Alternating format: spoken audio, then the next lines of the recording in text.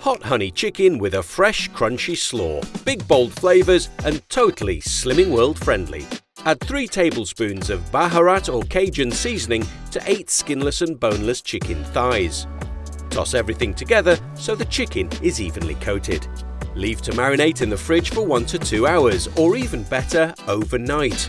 A little forward planning makes a big difference to the flavour. When you're ready to cook, fry the chicken over a high heat for 3 to 4 minutes on each side. Then transfer to a non-stick baking tray and into the oven or air fryer for 10 minutes until cooked through.